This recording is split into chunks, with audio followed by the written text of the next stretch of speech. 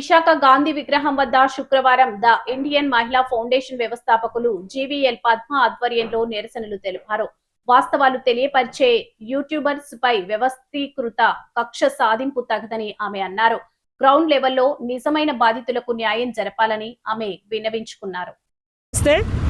నా పేరు Padma, GVL the Indian మహిళా ఫౌండేషన్ తరఫు నుంచి మాట్లాడుతున్నాను. ముఖ్యంగా ఈరోజు టాపిక్ అంటే యూట్యూబ్ చూబర్స్ కోసం వాళ్ళు అంటే రకరకాలుగా చాలామంది యూట్యూబ్లో మెసేజ్లు పెడతారు. కొంతమంది చూస్తారు, కొంతమంది చూడరు, దాని మీద ఫోకస్ చేస్తారు. ప్రతి చిన్న విషయానికి ప్రభుత్వానికి ప్రజా సమస్య తెలియాలంటే ఈ చూబర్ల వల్లే కొంత పైకి వెళ్తుంది, తెలుస్తుంది. ఉదాహరణకి ఎవరెవరికి అన్యాయం చెందో మేము కూడా ట్రేస్ అవుట్ చేసి కేస్ స్టడీ చేసి మల్లిబాబు లాంటి వాళ్ళు, మల్లిబాబు లాంటి వాళ్ళు, జగదీష్ లాంటి వాళ్ళు, తర్వాత రాజేష్ లాంటి వాళ్ళు చాలామంది ఉన్నారు. కేస్ స్టడీ చేసే మాట్లాడతాం. మేము యూట్యూబ్లకి ఇవ్వట్లేదు, కానీ ఇప్పుడు వాళ్ళని అరెస్ట్ చేయొచ్చు. ఎందుకు చేయొచ్చు అంటే ప్రజలకి ఏమైనా హాని చేసి, ప్రజలు మిస్యూజ్ చేసి, మహిళలను అభ్యసరంగా ఏమైనా చేసి ఉన్న వాళ్ళకి తప్పకుండా మీరు యాక్షన్ తీసుకొని అరెస్ట్ చేయొచ్చు. కానీ న్యాయం కోసం, ప్రజల కోసం మాట్లాడే వాళ్ళని మీరు అన్యాయంగా అరెస్ట్ చేయకూడదు. దయించి రిక్వెస్ట్ చేస్తున్నాను. పెద్ద పెద్ద ఛానల్లో వాళ్ళు బాధ చెప్పుకోవడానికి ప్రజలు వచ్చినా ఎవరు చెప్తారు? ఏదో పెద్ద విషయం అవ్వాలి మేడం, పెద్దది జరగాలి, అప్పుడైతేనే పెద్ద పెద్ద టీవీలకు వస్తారు. పెద్ద టీవీలు అందరూ కొనేసుకున్నట్టే కదా. పెద్ద వాళ్ళకి సామాన్య ప్రజలకి డిబేట్లు ఎక్కడ ఇస్తున్నారు? పెద్ద సమస్యలు చెప్పుకోవడానికి పెద్దగా రాజకీయాలకే అవకాశాలు ఇస్తున్నారు, కానీ సామాన్య ప్రజలకి న్యాయం జరగాలంటే వాళ్ళు రోడ్డు మీద అడుక్కోవడం తప్ప ఇంకోటి లేదు.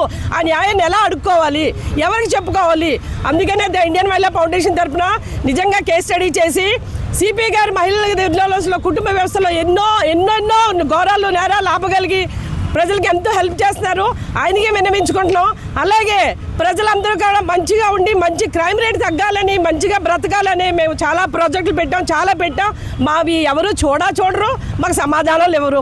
కానీ యూట్యూబర్స్కి నా రిక్వెస్ట్ ఏంటంటే ఇలాంటి మంచి పనులకి ప్రజల సమస్యలు మీరు చూడండి, ప్రజల సమస్యలు మీరు తీసుకోండి. అవసరమైతే ప్రభుత్వం దగ్గరికి వెళ్ళి అందరం కలిసికట్టుగా వెళ్దాం. అంతేగాని న్యాయాన్ని ఎలా నిరూపించాలి, అన్యాయాన్ని ఎలా అరికట్టాలన్నదే మా సమస్య. దాని మీద సమస్య పరిష్కరించాలని వీళ్ళతో అందరం కలిసి మాట్లాడుతున్నాం. దయించి న్యాయంగా పోరాడండి, న్యాయం కోసమే పోరాడండి. కుటుంబ వ్యవస్థ కోసం మా పోరాటం.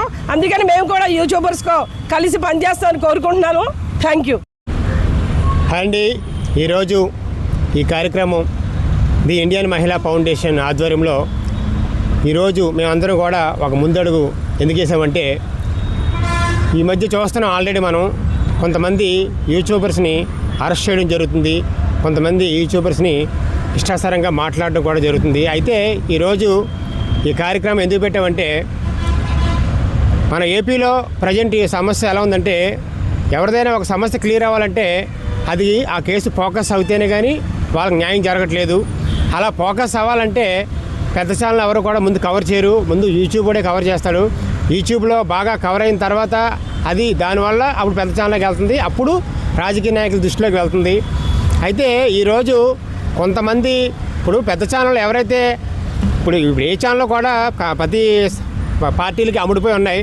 అలాగే కొంతమంది యూట్యూబ్ ఛానల్ కూడా అమ్ముడిపోతే తప్పేం కాదు. ఎందుకంటే కొంతమంది అమ్ముడిపోతున్నారు, కొంతమంది అమ్ముడిపోకుండా వాళ్ళు ప్రజల సమస్యల్ని వాళ్ళ స్టైల్లో చెప్పడం జరుగుతుంది. ఆ స్టైల్లో చెప్పడం వల్ల వీళ్ళకి నప్పట్లేదు. అయితే ఈరోజు ఇక్కడ చెప్పాల్సింది ఏంటంటే, చాలామంది వ్యక్తులు చాలామంది బాధపడుతున్నారు. ఇప్పుడు మనం ఉదాహరణకి నా పక్కన ఒక మహిళ ఉంది. ఈవిడ పోలీస్ స్టేషన్ చుట్టూ గత 3 సంవత్సరాల నుంచి తిరుగుతుంది. ఎందుకంటే ఆవిడ ఇంట్లో గోల్డ్ పోయింది అన్నమాట.